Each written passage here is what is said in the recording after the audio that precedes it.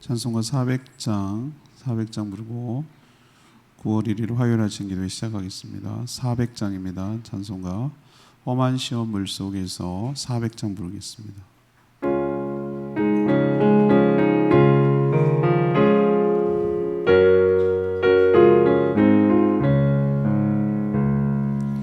험한 시험 물속에서 나를 건져주시고 노한 풍랑이 나도록 나를 숨겨주소서. 주여 나를 돌아보사 고이 품어주시고 험한 풍파 지나도록 나를 숨겨주소서. 권세 능력 무한하사 모든 시험이 이기고 풍랑까지 다스리는 주님 앞에 비오니 주여 나를 돌아보고 고이 품어주시고 험한 풍파 지나도록 나를 숨겨주소서. 죄악 길에 빠진 이모 캄캄한 데 헤매며 부르짖는 나의 애원 들으소서. 내 주여 나를 돌보시사 고이 품어주시고 험한 풍파 지나도록 나를 숨겨주소서.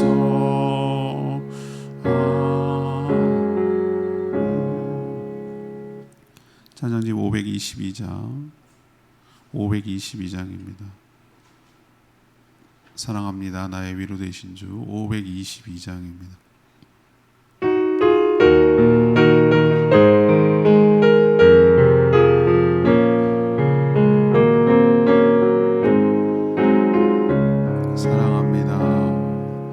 사랑합니다. 나의 위로 되신 주 고통의 눈물 닦아주시 자비하신 아버지 찬송합니다. 나의 힘이 되신 주 내가 약할 때 주 능력이 날 붙들어 주시네. 주의 사랑 주의 은혜 내 안에 가득 넘치니 나 부족함 없으리.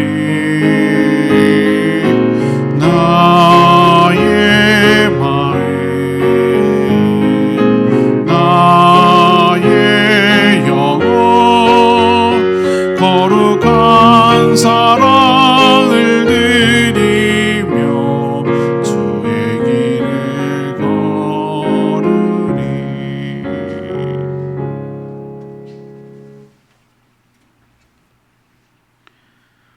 하나님 말씀 신약성경 고린도후서 1장 1절에서 11절까지 말씀입니다. 신약성경 286쪽입니다. 오늘부터 9월 한 3주 정도 고린도후서를 묵상합니다. 오늘 첫날 9월의 첫날 9월 1일 화요일 아침입니다. 고린도후서 1장 1절에서 11절까지 말씀 교독하겠습니다.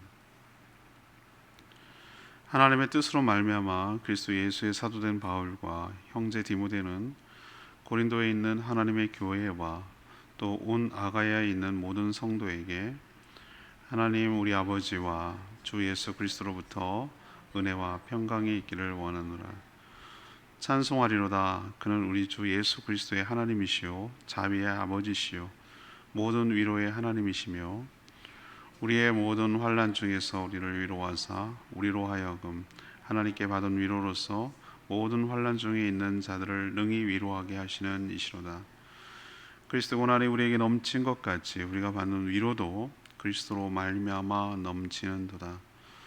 우리가 환난 당하는 것도 너희가 위로와 구원을 받게 하려는 것이요 우리가 위로를 받는 것도 너희가 위로를 받게 하려는 것이니 이 위로가 너희 속에 역사하여 우리가 받는 것 같은 고난을 너희도 견디게 하느니라. 너희를 위한 우리의 소망의 견고함은 너희가 고난에 참여하는 자가 된 것 같이 위로에도 그러할 줄을 알미라. 형제들아, 우리가 아시아에서 당한 환난을 너희가 모르기를 원하지 아니하노니 힘에 겹도록 심한 고난을 당하여 살 소망까지 끊어지고 우리는 우리 자신이 사형 선고를 받은 줄 알았으니 이는 우리로 자기를 의지하지 말고 오직 죽은 자를 다시 살리시는 하나님만 의지하게 하심이라. 그가 이같이 큰 사망에서 우리를 건지셨고 또 건지실 것이며 이후에도 건지시기를 그에게 바라노라. 너희도 우리를 위하여 간구함으로 도우라. 이는 우리가 많은 사람의 기도로 얻은 은사로 말미암아 많은 사람이 우리를 위하여 감사하게 하려 함이라. 아멘. 사도 바울은 고린도 교회 성도들에게 문안하며 하나님 아버지와 주 예수 그리스도의 은혜와 사랑을 축복을 빕니다. 자비와 위로의 하나님께서 환난 중에 위로하시는 이유는 모든 환난 중에 있는 자들을 위로하기 위함입니다. 자신이 환난을 받거나 위로를 받는 것도 고린도 교회 성도들의 구원을 위한 것이라고 말합니다. 아시아에서 고난을 당했지만 건져주심은 오직 하나님만 의지하고 살려는 것이었다고 고백을 합니다.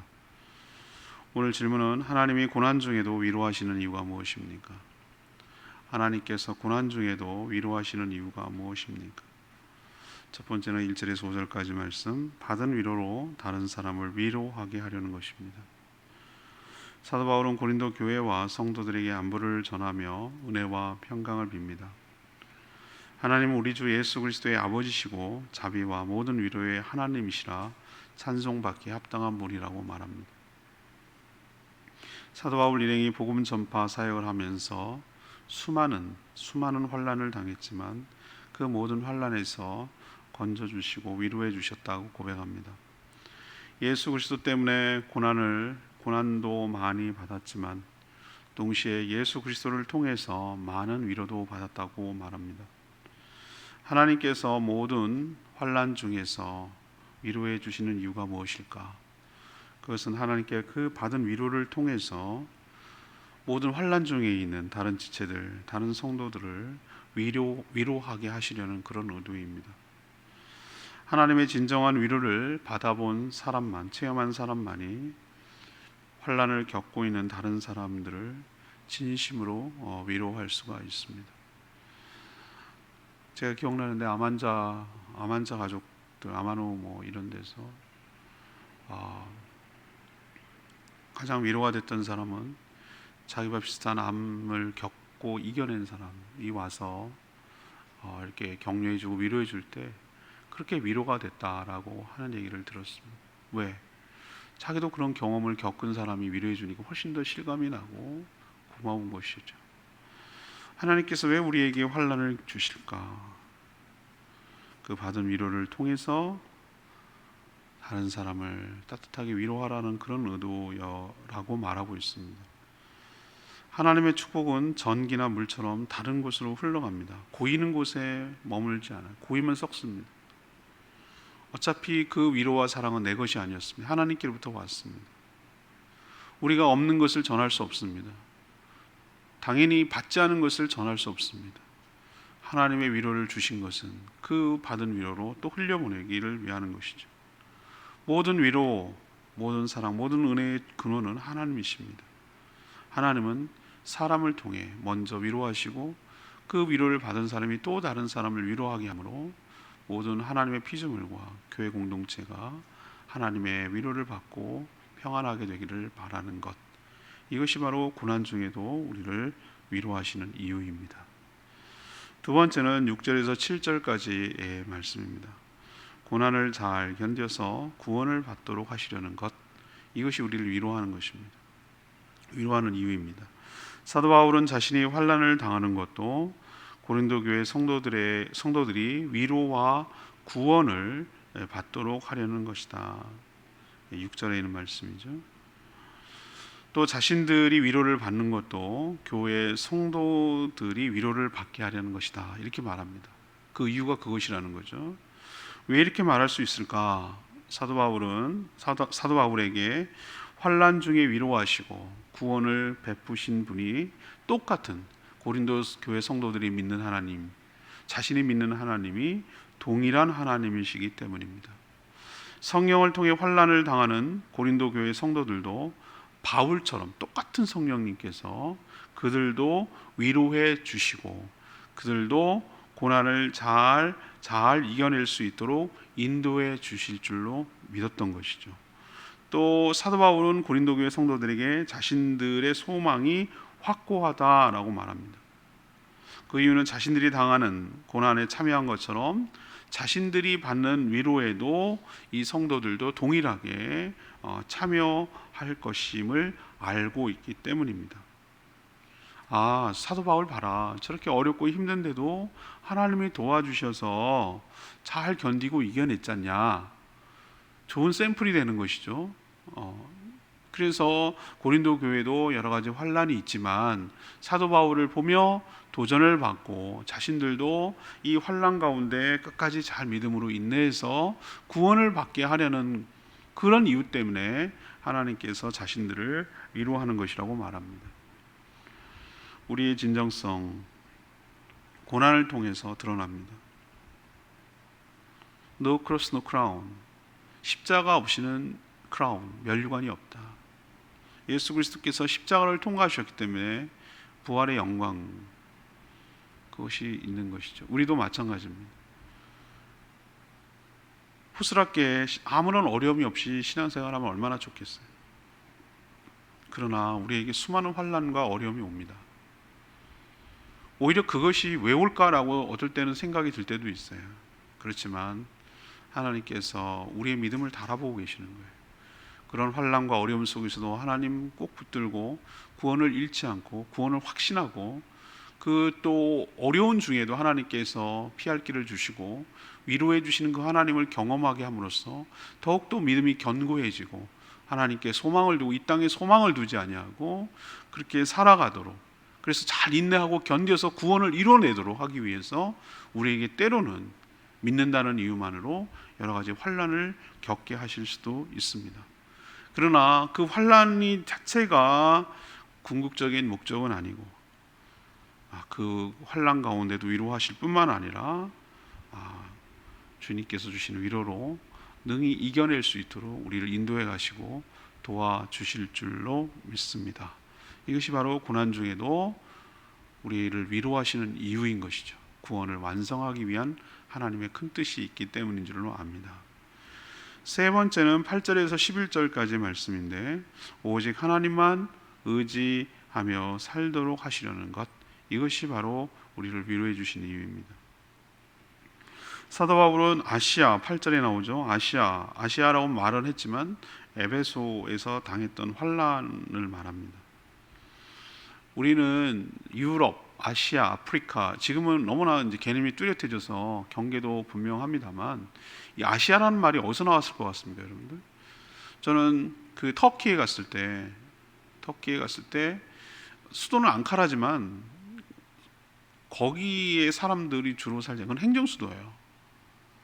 실질적으로는 동서양에 딱 구분이 되는 소피아 성당이 있는 거기가 진짜 옛날에 콘스탄티노플이 있던 그 동네가 바로 진짜 옛날부터 그랬거든요.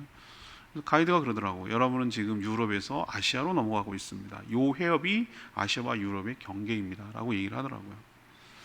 그런 것 같아요. 우리로 치면 터키가 옛날에는 선교를 하는, 사도 바울이 선교 전도 여행을 통해서 교회가 많이 세워진 곳인데, 뭐 이렇게 특별히 이렇게 지방을 얘기를 할 때 뭐 아가야 지방은 고린도 반도가 고린도를 허리로 해가지고 밑에 있는 것을 아가야 지방이라고 하거든요.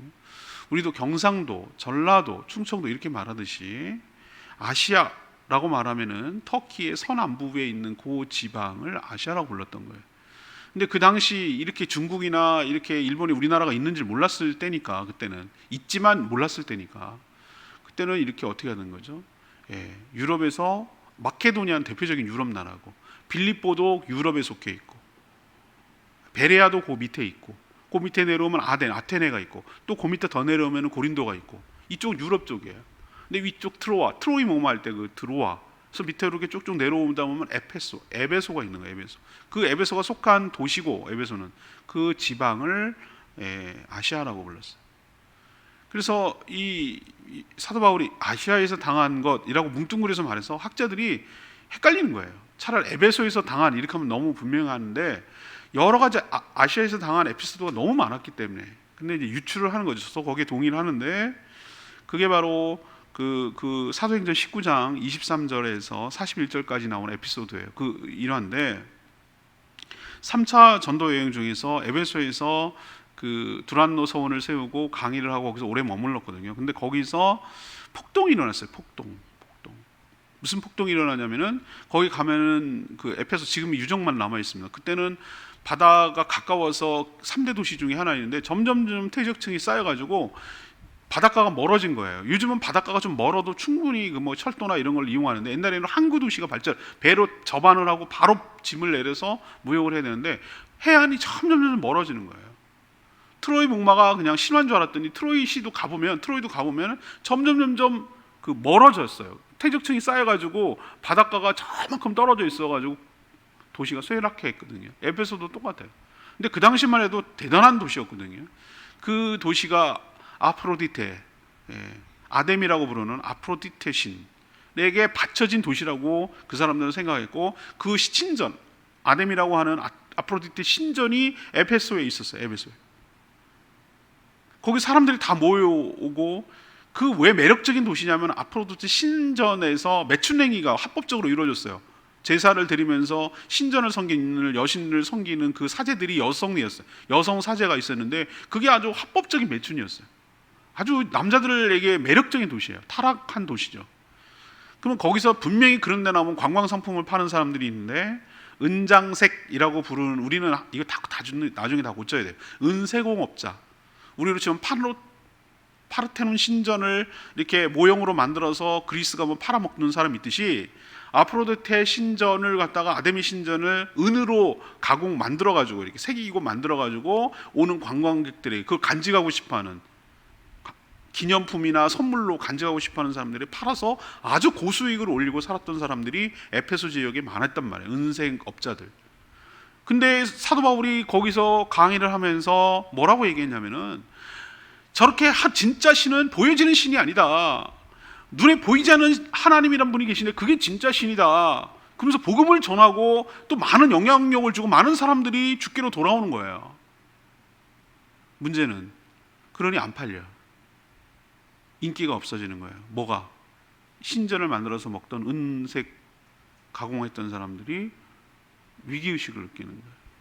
그래서 은세공업자들이 모여서 불만을 터뜨렸는데, 이게 기폭제가 돼가지고 완전히 뒤집어졌어요. 위대하다 데미여 막 그러면서 막 그 사람이 이 패닉 상태, 폭동이 일어나면 패닉 상태에 딱 빠지면은 자기가 무슨 짓을 하는지 모르고 그냥 막 감정의 소용돌이 속에서 미쳐 날뛰는 거거든요. 그게 폭동이거든요. 우리도 뭐 흑인 폭동, 무슨 폭동 하잖아요. 그냥 감정에 휩싸여서 죽을 뻔했어요. 사도 바울이 질질 끌려가서 죽을 뻔했다고. 그 측근들은 아마 죽었을 거예요. 그럴 거라고 추정이 돼요. 그때 가까스로 빠져나왔어요. 가까스로. 죽을 목숨을 가까스로 빠져나왔어요. 저는 그게 아닐까. 많은 학자들도 거기에 동의하고, 이거 말고도 여러 에피소드가 있지만 여기에 저는 심정이 많이 가요. 제가 이렇게 길게 장황하게 얘기한 것은 아시아에서 당한 환난을 너희가 모르기를 원치 않으니 라고 말하는 의미를 알아야 어느 정도 강도길래 이렇게 말하나 라는 것을 여러분 실감할 수 있기 때문에 그러는 거예요. 나중에 그 사도행전을 다시 강의하고 또 그 부분을 할 때 다시 한번 설명을 드려야 되는데, 아무튼 이 폭동 가운데 목숨 가까스로 건진 상황이라고 저는 상정을 해놓고 이것을 해석하면 정말 훨씬 더 이해가 잘 돼요. 그때 그는 죽은 목숨이었어요. 기절해서 끌려갔으니까. 하지만 하나님의 은혜로 큰 사망의 위기에서 건져주셨다고 고백을 해요.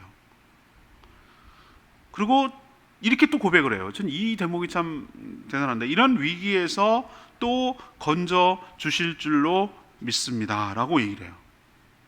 이 믿음이 참 대단한 거죠. 이게 왜 그럴까? 저는 믿음이 학습된다고 생각하는 사람이거든요.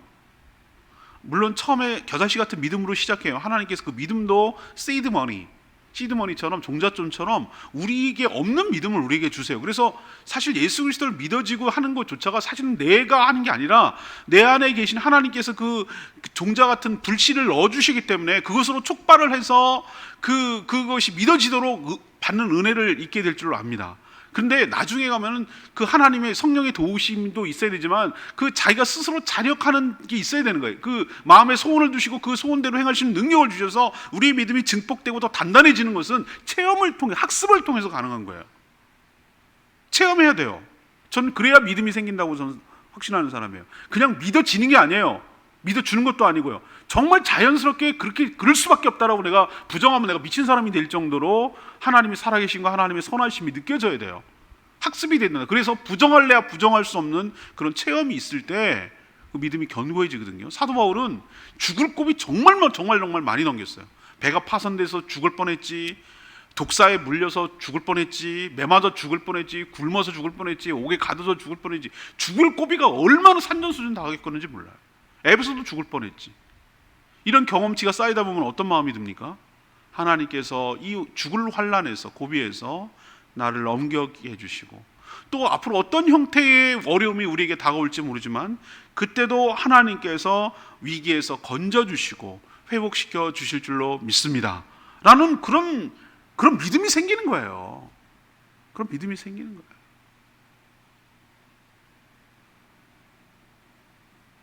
사랑하는 여러분, 지금도 위기고 어려움이 있어요. 참 어렵죠. 지금 참 위기예요. 아주 심각한 위기예요. 그런데 상황은 점점 악화되는 것 같은데 저는 이게 뭐라 그럴까? 하나님께 소망이 생겨요. 뭐 역설적인데 이거는 진짜 뜬금없는 이런, 왜 갑자기 이런 느낌을 받을 수 있어요. 모르는 사람들은. 근데 막연할 수 있어요. 뜬금없을 수 있어요. 근데 저는 어디에 소망을 거냐면은 이렇게 낭망이 되고 절망이 되고 정말 어떻게 할 바를 모르겠고 정말 이런 상황이지만 모르겠어요. 뭐라고 설명할 길이 없으나 하나님께서 붙들고 있으면 하나님이 소망을 주실 거라는 그런 믿음이 있어요. 하나님께서 이것을 반전시키시고 오히려 더 역전시키시고 영광스럽게 교회를 하실 것이라는 그런 어떤 소망이 있어요. 그걸 왜 그런가 했더니 경험치가 쌓인 거예요. 하나님께서 항상 반전을 하시고 위기를 돌파하게 하시고 그 어려운 가운데도 살아남게 하시고 다 끝난 것 같고 폭삭 망한 것 같고 잿더미 같은 곳에서도 하나님께서 새싹이 나게 하시고 그루터기처럼 완전히 다 잘려가지고 그루터기밖에 안 남은 곳에서 옆에서 새싹이 나오게, 새순이 나오게 하시고, 이 하나님께 소망을 두니까 이 캄캄하고 절망 가운데도 아주 바늘구멍 같은 구멍을 통해서 비춰지시는 하나님의 서광 같은 것을 붙드니까 미래의 세계는 전혀 예측 못하겠지만 어떻게 하나님이 전개하실지 모르겠으나 저는 하나님께 소망을 두기로 작정을 했습니다. 사도 바울도 죽을 고비를 넘겼으나 또 앞으로 이런 고비가 오더라도 하나님께서 건져주실 줄로 믿습니다. 이 고백이 그냥 나오는 게 아니에요. 경험한 사람만 나오는 거예요. 왜 이렇게까지 죽을 고비를 여러 번 넘기게 하나요? 9절에 있는 말씀이 은혜가 되는 거예요. 우리로 자기를 의지하지 말고 오직 죽은 자를 다시 살리시는 하나님만 의지하려게 하는 것이다. 이 말이 은혜가 되죠. 이걸 자꾸 우리가 죽은 다음에 부활하게 하실 하나님만 생각하지 마시길 바랍니다. 제가 부활절에도 여러 번 말했지만 부활이 죽은 다음에 일어나는, 주님이 오셔야 일어나는 일 맞아요. 그게 부활이죠. 근데 우리는 어떻습니까? 살다 보면 사도 바울처럼 에베소에서 당한 것처럼 살았다고 말할 수 없을 정도의 고난과 어려움이 있어요. 죽은 자 같다고 그랬어요. 죽은 자 같다. 사형 선고를 당하고 심한 고난을 당해서 살 소망이 끊어지고, 이런 죽을 것 같아. 살 수가 없어. 이렇게 우리도 얼마나 많은 절망 가운데 있습니까? 그러나 그렇게 정말 끝장이라고 생각했던 그 죽음 같은 가운데서도 하나님께서 뭐예요? 그의 능력으로 죽은 자를 다시 살려내시는, 죽은 예수 그리스도를 다시 살려내듯이 모든 마음이 무너지고 생업이 무너지고 관계가 무너지고 다 무너진 것 같은 이 상황 속에서도, 죽은 것 같은 상황 속에서도 다시 살려내시는 그 하나님만 뭐하게 하려고? 의지하게 하려고. 딴 거 의지하지 않게 하려고. 이제는 하나님만 의지해야 될걸요? 이제 교회가, 성도들이 하나님만 의지해야지 딴 거 의지할 게 없을걸요? 그렇게 될걸요? 우리가 얼마나 다른 거를 의지하고 살았는지 지금 보여주시는 거거든요. 정말 다 떨어져 나가고 다 내가 붙들 게 하나도 없는 상황이 딱 됐을 때 뭘 의지하고 붙들겠냐는 거예요. 하나님만 의지하게 만들려고. 어느 하나 기댈 때도 없고 어느 하나 뭘 의지할 데가 없도록 만들어 놓는 거예요. 하나님만 의지하게 하려고. 저는 하나님께서 앞으로 많은 사역을 해야 하는 이 사도 바울에게 꼭 필요한 믿음을 주시려는 것 같아요. 하나님만 의지하게 하려고. 부활하게 하신 능력의 하나님만 의지하게 하려고. 이런 간증, 이런 경험을 간증하게 함으로써 고린도 교회 성도들에게도 동일한 도전을 주려는 거예요. 고린도 교회도 이런저런 환난과 어려움이 있었거든요. 자기 체험을 간증하는 거예요. 이런 어려운 가운데도 하나님이 도와주시고, 그래서 하나님만 의지하게 하려고 했다. 여러분도 이 환난과 어려움 가운데 하나님만 의지하고 살 때 하나님의 위로가 여러분 가운데 있게 될 줄로 압니다. 이렇게 위로해 주시려는 거예요. 우리도 마찬가지예요. 신앙생활하면서 이런저런 환난이 닥치겠지만 자신을 의지하지 말고 오직 하나님만 바라보며 의지하고 살라고 하나님께서 이 환난을 주시는 것이고, 또 이 말씀을 주셔서 환난 가운데도 우리를 위로해 주시는 하나님이신 줄로 믿습니다. 오늘 레마 말씀이 11절 말씀, 너희도 우리를 위하여 간구함으로 도우라. 이는 우리가 많은 사람의 기도로 얻은 은사로 말미암아 많은 사람이 우리를 위하여 감사하게 하리 함이라. 온갖 고난을 겪은 사도 바울이지만 겸손하게 고린도 교회 성도들에게 중보 기도를 부탁하는 거예요. 복음을 전하는 일이 자신의 의지와 힘으로만 되는 것이 아님을 알고 있었기 때문에 그래요. 선교를 하는 방법은 직접 복음을 전하며 교회를 세우는 일, 사도 바울처럼. 그러나 동시에 일선에서 섬기고 수고하는 주의 종들을 위해 간절히 중보 기도하는, 그리고 돕는 그런 것도 선교인 줄로 믿습니다. 이로써 많은 사람들에게 복음이 전해져서 감사하다고 고백할 날이 올 거라고 그렇게 말하는 거예요. 어제 참 하나님께서 위로를 해주시는 방법도 참 다양하게 있는데, 참 저는 그것 때문에 버티는지도 모르겠어요. 그 힘든 일만 계속 있으면 어떻게 사람이 살겠어요? 그러는 가운데 주시는 위로가 있기 때문에 사는 거 아니겠어요? 지난번에 왔던 우리 유정아 집사님, 향산교회, 그분은 저한테 제가 한 것에 비해서 참 독특하게 저를 좋아하는 분이에요. 제가 그렇게 생각이 돼요. 여러 성도들이 많이 있었죠. 그때 당연히 등록하면 신방은 가죠. 그때 그분은 초신자였어요. 잘 신앙생활 안 해보는 분. 지금 기억이 생생해. 애들이 지금 올해는 지금 대학생이 됐다 그러더라고요. 그래서 가서 신방을 했는데 그때 했던 그 설교, 그 신방했던 말씀을 기억을 하는 거예요. 저 깜짝 놀랐어요. 저희 가정이 캐나다 갈 때도 마지막에 찾아온 분이 그분이었어요. 그리고 자기도 굉장히 힘든데, 몹시 힘든 가운데 있는데, 정말 우연찮게 제주도에 와서 꼭 저를 찾잖아요. 그리고 정말 그 교제하고 갔는데 뭐 전 얘기한 것 같지 않은데 우리 아들 창희가 그 습진, 피부염, 주부 습진 같은 게 이게 이제 걸렸다라는 걸 누가 얘기했겠죠. 전 얘기한 적이 없는 것 같은데 아무튼 그걸 기억하고 있다가 거기에 좋다고 생각하는 그 오일을 갖다가 수소문해가지고 택배로 보내준 거예요. 오일만 보내준 게 아니라 뭐 이것저것 뭐 세제니 뭐 이런 거 보내줬더라고요. 사탕도 한 봉지 보내줬어요. 다 미제더라고요 보니까. 그래서 보내줬어요. 그렇게 한 거예요. 근데 그 자체가 저한테 큰 위로가 되는 거예요. 어제 사탕 내가 일부러 하나 먹었어요. 사탕 좋아하지도 않는데. 그런데 하나님께서 그런 것 같아요. 아, 그렇구나. 하나님이 너무 힘들지 그래도 잘하라고 저를 위로해 주시고 격려해 주시고 그렇게 해 주시는 것이 하나님이 갑자기 하늘을 봐라. 금덩어리가 네 머리 이마에 떨어질 거야. 입 벌려라. 이렇게 하시지 않아요. 하나님은 사람을 통해서 하나님께서 위로하시고 흘러가도록 하시는 줄로 압니다. 여러분도 누군가에게 뭘 선물한다는 게 얼마나 많은 에너지와 시간과 마음을 써야 가능한지 여러분 해보시면 알잖아요.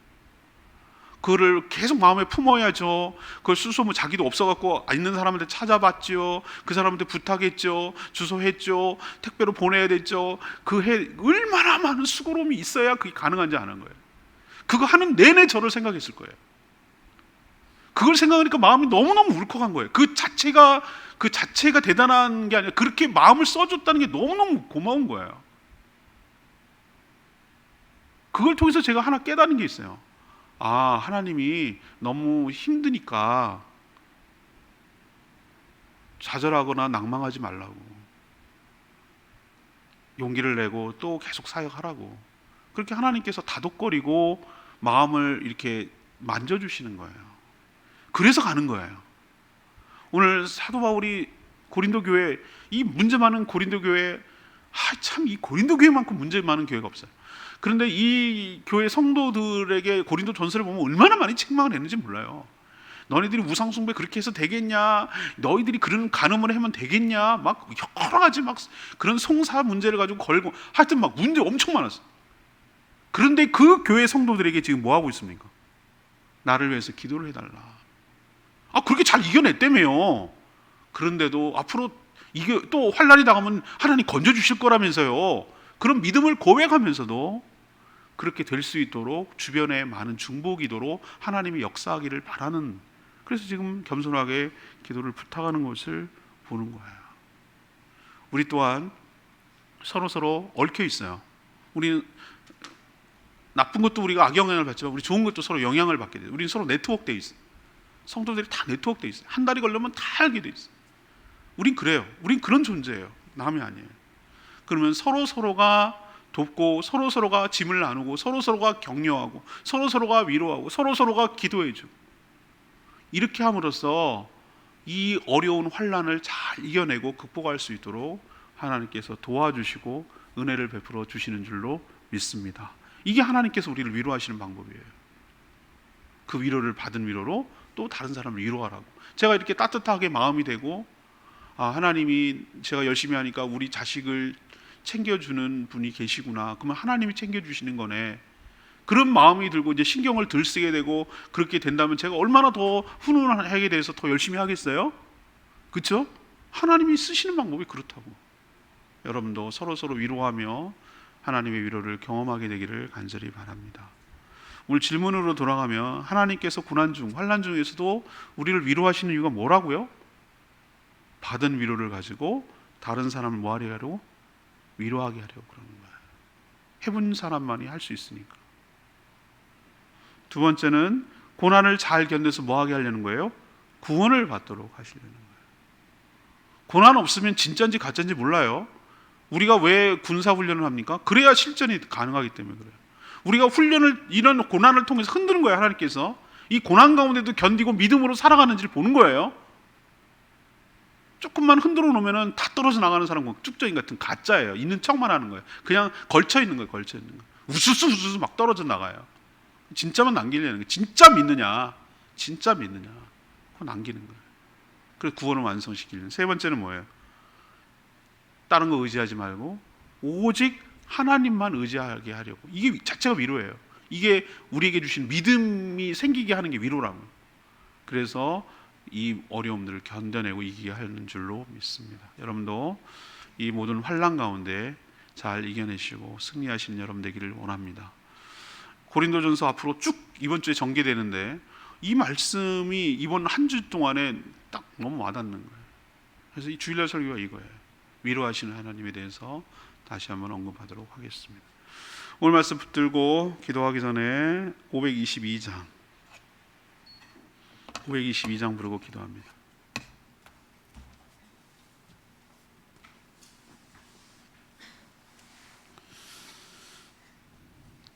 찬양집 522장. 사랑합니다. 나의 위로 되신 주, 고통의 눈물을 닦아주시는 자비의 하나님이에요.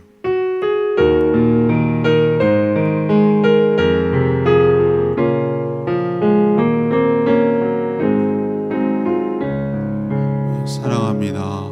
사랑합니다.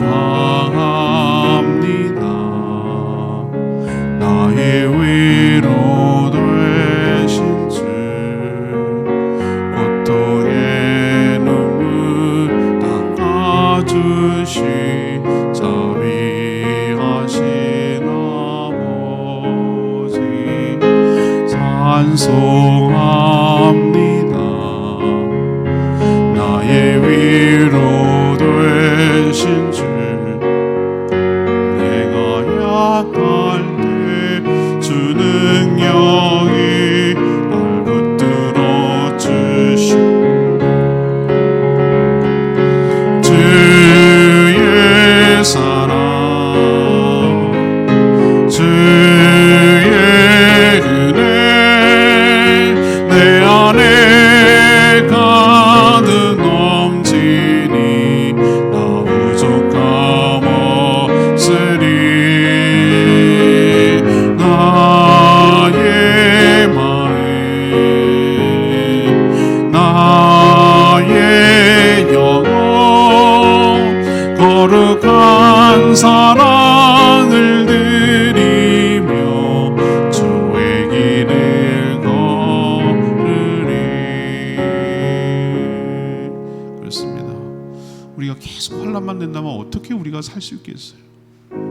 하나님께서 환난 중에도 우리를 위로하시고 우리를 격려하시고 우리를 도와주시고 우리를 구원해 주시기 때문에 우리가 살 수 있는 것 아니겠어요? 환난이 없기를 바라지만 그렇지 않아요. 주님의 나라가 완성되는 그날까지, 주님 오시는 그날까지 우리에게 엄청난 환난이 있을 겁니다. 그러나 피하지 않고 또 우리가 감당할 만한 시험을 주시고 감당 못할 때는 피할 길을 주실 줄로 믿습니다. 때를 따라 이렇게 여러 가지 방법으로 우리를 구원해 주시고 위로해 주셔서 우리의 믿음이 더욱더 단단해지고 다른 사람을 도울 수 있도록 은혜를 베풀어 주실 줄로 믿습니다. 그 위로하시는 하나님을 경험하며 이 환난할 때의 믿음으로 잘 승리할 수 있게 해달라고 주여 외치며 기도합니다. 주여 하나님 사랑합니다. 나의 위로 되신 주, 고통의 눈물 닦아주시 자비하신 아버지 찬송합니다. 나의 위로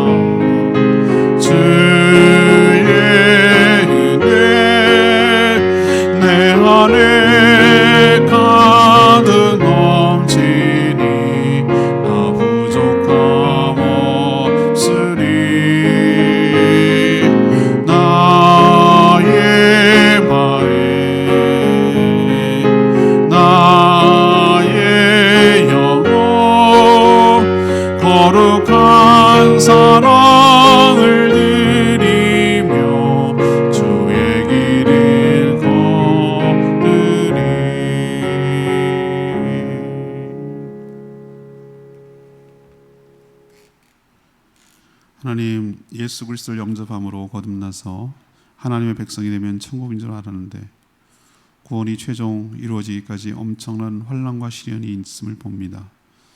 하나님께 은혜도 입었으니 또 고난에도 동참하게 하여 주시옵소서. 구원해 주시는 주님께서 우리를 위로해 주실 줄도 믿습니다. 그 받은 은혜로 또 위로로 다른 사람들을 위로하며 살게 하여 주시옵소서. 우리가 환난을 당하지만 위로도 주시는 하나님을 의지하며 잘 이겨내게 될 줄 믿습니다.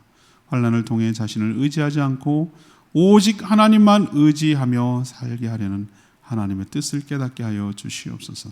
또 복음을 위해 수고하는 저희 종들 위해 기도함으로 복음사에게 함께 동참하게 하여 주시옵소서. 하나님, 8월이 지나고 9월이 첫날이 되었습니다. 이 한 달도 주님의 은혜로 살기를 원합니다. 무슨 일이 있을지 모르지만 감당 못할 시험이 찾아오더라도 피할 길을 주시는 하나님을 신뢰하며 믿음으로 살아가는 복된 한 달 되게 하여 주시고 저희들의 발걸음을 인도하여 주시옵소서.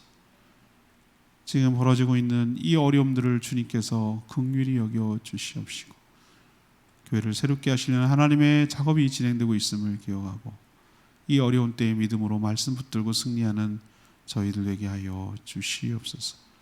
정말 믿음이 연약하여 힘들어하는 지체들 위하여 간절히 중보하며 기도하는 저희들 되게 하여 주시옵소서. 또 이런 어려운 가운데 태풍까지 또 올라와서 긴장하게 하고 힘들게 하고 있습니다. 주님, 불쌍히 여겨 주시옵시고 이 모든 태풍들이 순적하게 지나가도록 은혜를 부어 주시고 이렇게 힘들고 어려운 가운데도 살 소망을 주시고 하나님의 구원을 체험하는 기회가 될 수 있도록 은혜 베풀어 주시옵소서. 주님께 모든 것 맡겨놓고 예수 그리스도의 이름으로 기도합니다. 아멘. 오늘 하루도 주님의 은혜 가운데 살기를 축복합니다. 아마 내일은 오늘 녹화를 해서 할 것 같습니다. 태풍이 잘 지나가도록 대비해 주시고 기도해 주시면 감사하겠습니다. 충분히 기도하고 하루 시작하겠습니다.